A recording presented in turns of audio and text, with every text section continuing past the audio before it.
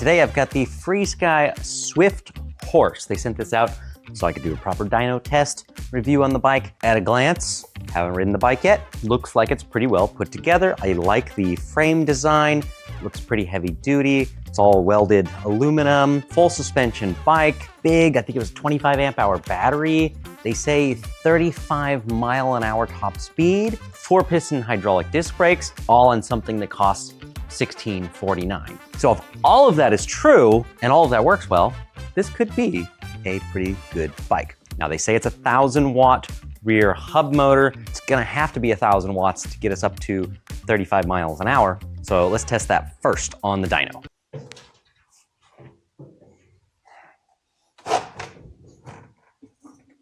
Okay, power's cranked all the way up as far as I know.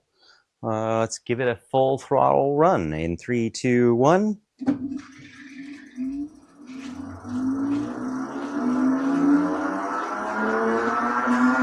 Oh, way over 1,000 watts.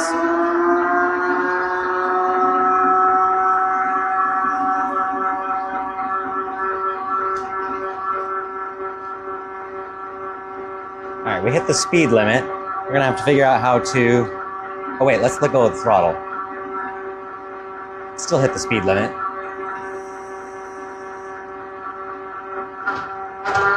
There we go. There was a cruise control stuck on. That's noisy. That was quite impressive, actually. I'm gonna check the chart and make sure that's accurate. But what I got is 1,742 watts, way more than I expected. 37.82 pound-feet of torque, which is actually not bad. That means this thing could really climb some serious hills. That's quite a bit of power they've packed into this thing. The speedometer was just a hair fast at 40 miles an hour actual speed. The screen was reading 42, so we'll keep that in mind, that it's reading just a touch higher. We'll confirm the actual top speed out on the road. 1,742 watts. Totally put that backwards of how I normally ride it. 37.8 pound-feet. Yeah, normally I put the watts on the right side, but it is what it is. It is gonna put it pretty high on the board. 1,700 watts puts it right under the Biketrix XD. There are a couple of bikes that have a little more torque, but overall, that's some really good horsepower. Makes me believe that that 35 mile an hour claimed top speed is probably realistic. All right, the chart looked a little funny, so I'm gonna do one more run. We definitely got a little more power when I was not using the throttle, just pedaling. So I'm gonna do it one more time, make sure our numbers were accurate. All right, let's wait for the pedals to get up to speed. I'm gonna let off the throttle now. Yeah, I still got over 1,700 watts, so these numbers are real. So it's kind of weird when bikes like try to be legal, but then they do things that are illegal. Like, it's a class 2 bike, it goes 20 miles an hour on throttle, but then if you pedal, they say it goes 35. Like, why bother limiting the throttle? I don't know. But let's see if it actually does 35. So I'm gonna turn the pedal assist up to 5. Oh, it has a cruise control. If you leave the throttle on, hit the brake. Okay, now I'm gonna pedal. Oh, now we're accelerating. 25. Bear in mind the speedometer's a hair fast. 32. 35. 36. I'm gonna have to turn around and go the other way. So that was 37 according to the speedometer, which is at least 35. So it does what they say it will do. Let's go back the other way.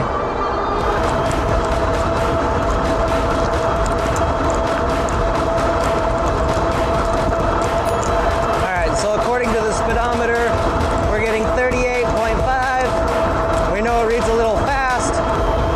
I'd say for me, it's windy. I'd say for me, top speed was probably about 37, which is good. That means they're being slightly conservative. I'm gonna use the throttle now. It's such a bummer that the throttle cuts at 20. But either that means this thing could do 35 with somebody a little bit bigger than me, or it'll probably still do 35 even if I've drained the battery down to about halfway. It's a quick bike. I just wish the throttle would do 35.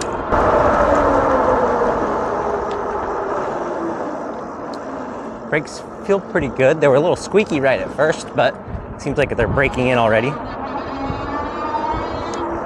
The screen is really hard to see, but there's a screen protector on it. If I peel that off, does it get any better? A little bit. I feel like most bikes are tame on assist and then you kind of hit the throttle to get some more power, and it's weird that this is like the opposite. Cruise control just kicks on really fast. Let's see, 1,000, 2,000, 3, 4, 5, 6, 7, 8, there it is. Maybe about 10 seconds of holding the throttle and the cruise control kicks on. There's no like other button or anything to press. Front shock feels fairly stiff. It does have a compression adjustment though. Oh, that's stiff. That's like totally locked out. I'm gonna loosen it all the way. Oh, that's much better for my weight. There we go. I really gotta jump on it to even see the rear shock move at all. So yes, it's a full suspension bike. I wouldn't call it plush. It's fairly firm. Definitely works on bigger hits. Let's try some gravel with some potholes and see how the suspension goes.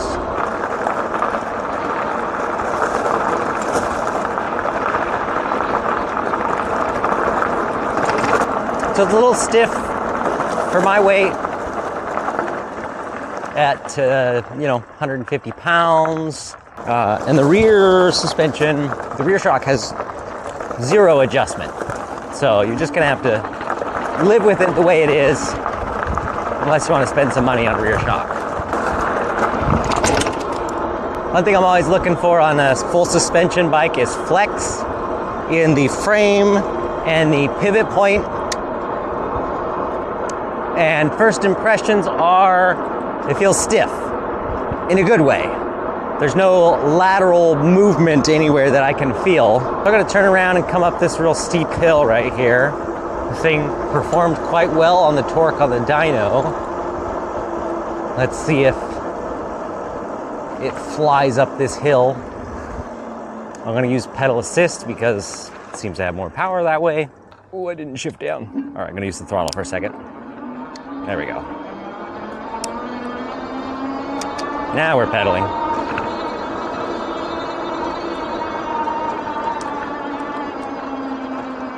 So that's a real steep hill. We slowed down to about 13 miles an hour. Not bad. If that's about the slowest I'm ever gonna go, I can live with that. I wanna find out how this pedal assist is set up because it's so stinking fast in 5. I feel like it's faster than you wanna go on some city streets. I mean, that's moving. So let's try pedal assist 1. Let's see is this power related or is this like speedometer? So pedal assist 1, I'm doing 10 miles an hour. Let's go to 2. It is not a smooth bike on the power. It gives you the power instantly. It feels a little jerky at times. All right, so pedal assist 2, just cruising along. This thing's only 7 speeds. I gotta use, depending on my pedaling cadence, either like 6th or 7th gear. So I'm using almost all my gears in pedal assist 2. So I'm gonna shift up to 7th and go to 3. So assist level 3 is 23 miles an hour, and the pedals are almost useless. You gotta pedal pretty quick to actually feel like you're doing anything. Which means that pedal assist 4, there's really no point in pedaling, but you have to because the throttle won't let you go this fast. So it's a little odd in that way. Brakes work pretty good. Let's bump it up to 4.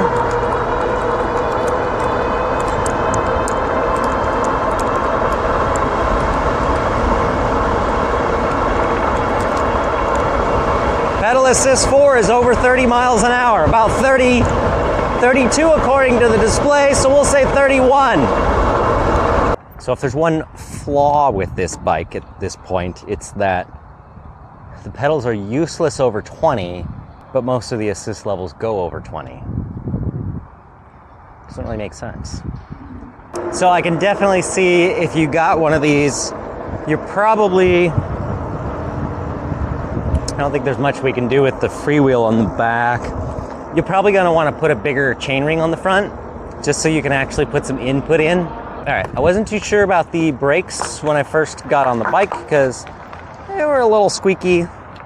The levers looked questionable, just quality-wise, but they're actually working pretty good now that the brakes have broken in. These are what the levers look like. They look very generic. Never heard of this brand. The rotors are a little bit thicker than average, it looks like. They are a 4-piston brake, which is nice. So they're working pretty good. Triple tree front fork. You've got 2 adjustments, the preload and the compression. The compression knob actually works pretty well. Very wide range from basically locked out to reasonably soft. No adjustment on the rear suspension, unfortunately. And for me, 150 pounds, it's fairly stiff. In fact, you can see the dust line right up close. You can see I barely used any of that suspension. Maybe we'll take it off-road a little bit more and see if I can get that down a little bit further. The hinge points I was talking about, you really don't want to feel any lateral movement. And it feels pretty stiff. That is an interesting rear triangle design. They've got one welded piece here, and then they've got a second one going here.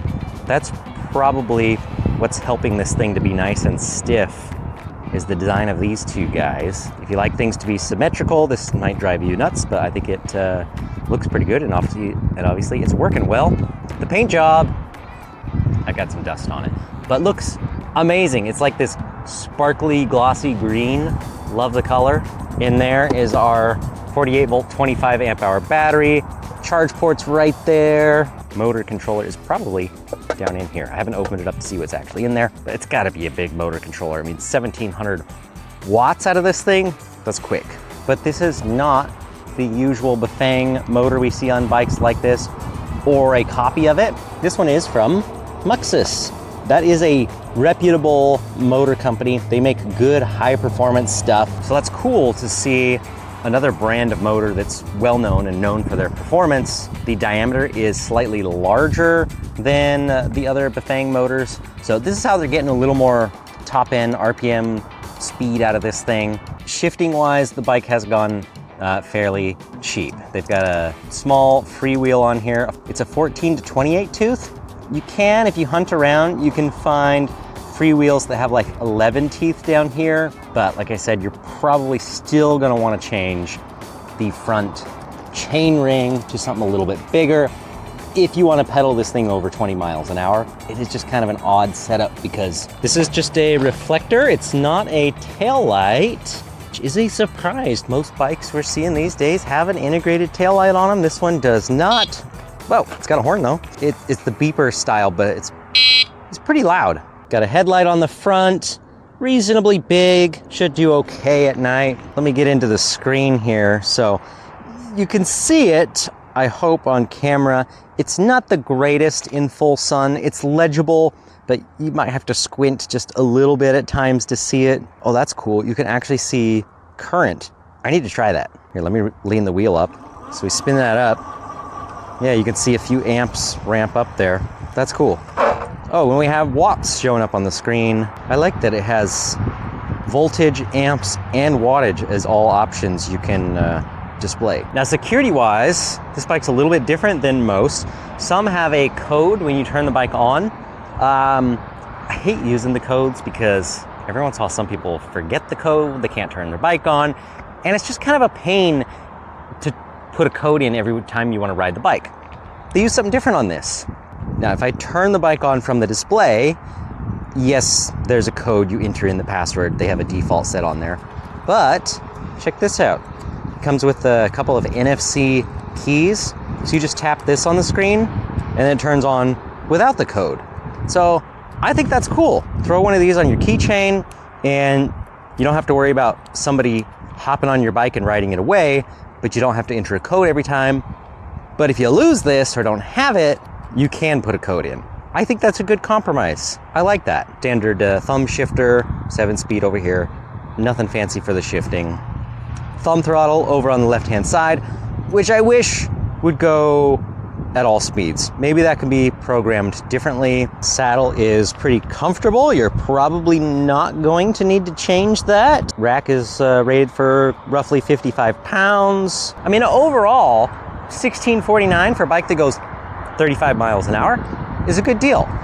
If I gotta change the front sprocket gear to make it so I can actually pedal the thing, which I would do, you know, I'd spend a little bit more and do that, and then the bike would be great. I wish they came that way out of the box, but that's a small thing. So I think the last thing to do for me is hit some more bumps, hit a little more off-road trails, see if I can utilize that rear suspension a little bit more, see how it really handles off-road. They use a fairly short stem, so it feels like a mountain bike geometry stance. It feels comfortable. You lean forward a little bit, but it feels right if you wanted to hit some trails with it. Wheel it, please, wheel it, please. It's too heavy, it won't do it.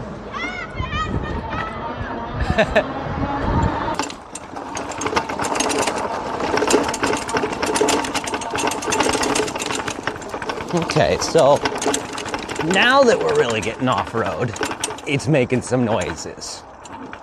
Noises being chain slap, big time. That can be fixed. I think I hear with probably the battery rattling around a tiny bit. Now see now, 20 miles an hour throttle off-road is plenty fast enough.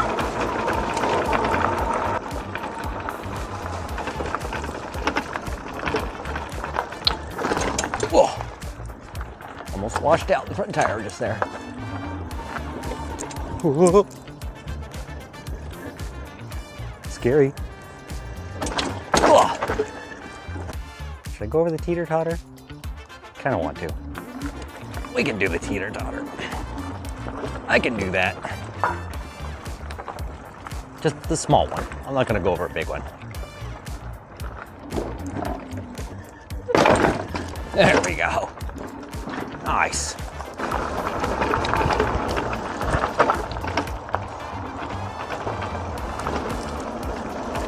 Oh.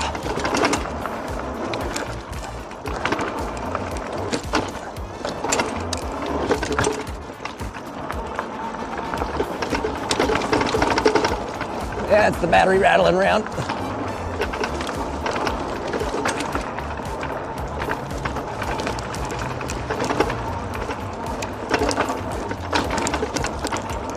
Okay, so the front fork feels pretty good through all of that.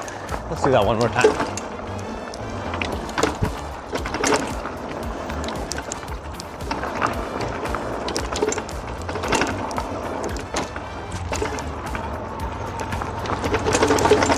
Oh, rear suspension not as good.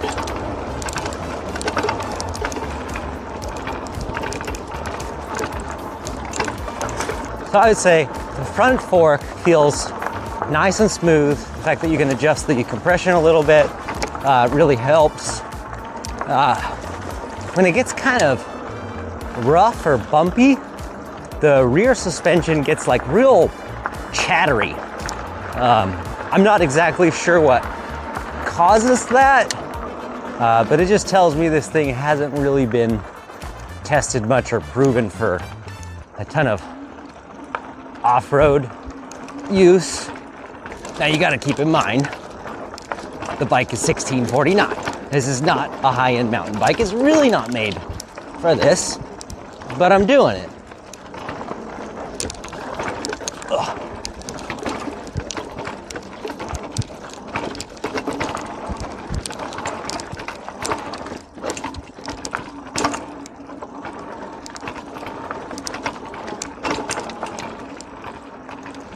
So is it a great trail bike? No, not really. But can you go ride on a single track trail or something? Absolutely. Just be aware that if you get into some washboardy type bumps, it feels kind of funny in the tail end. And I'm pretty sure a new rear shock would completely fix that. But then the bike would cost more. I'd say if you want a budget full suspension bike that goes way over 30 miles an hour, this thing's pretty good. Yeah, I think if I was gonna have one of these, just 2 little upgrades could turn this from a pretty good bike and a good value to a really good bike. And that would be change the gearing for your pedaling so you can actually pedal at the higher speeds. That would be the #1 thing. And then if you're gonna ride it on the road, leave the rear shock alone. It's gonna be fine. But if you wanna go hit some off-road trails or have some, like I said, washboard type rough stuff, gravel roads and things, you might wanna try a different rear shock because it feels a little bouncy, a little chattery, and I think a better rear shock would resolve that problem. I'm tired of pedaling. There we go. Perfect. Don't have to pedal, don't have to hit the throttle. I can just sit back and relax. Now, if only this thing could steer and take me home. I'll put a link in the description where you can get the Swift Horse. It was a pleasure to check it out. Now I know what it's like, and hopefully, so do you. Still on cruise control.